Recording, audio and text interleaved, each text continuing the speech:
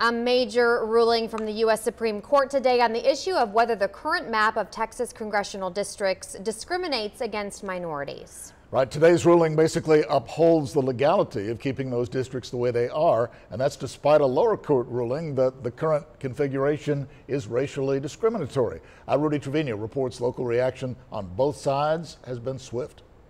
We feel like the decision was correct and fair. The Democratic Party is outraged. I mean, you have a 5-4 decision by Supreme Court along partisan lines. The justices ruled in a 5-4 decision in the case involving congressional and state legislative districts that had first been adopted by the lower court on an interim basis, then approved by the Texas legislature. In 2017, the same judges who approved the interim maps in 2012 agreed with the challengers that the maps were the product of intentional discrimination. Some of the complaints about, say, District 27 ignore the fact that we created District 34 for the Valley that Congressman Vela now holds.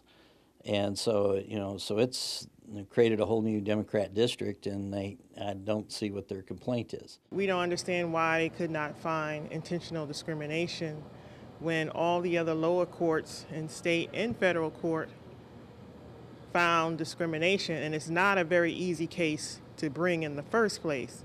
Now the Supreme Court has made it even more difficult to basically show this ongoing intentional voter suppression. But Justice Samuel Alito said for the court's conservative majority that the lower court made a mistake by striking down all but one of the districts. The court's liberal justices disagreed. It'll be after the 2020 census when the issue of redistricting can once again be tackled, although the debate, rest assured, will continue to be fierce until then.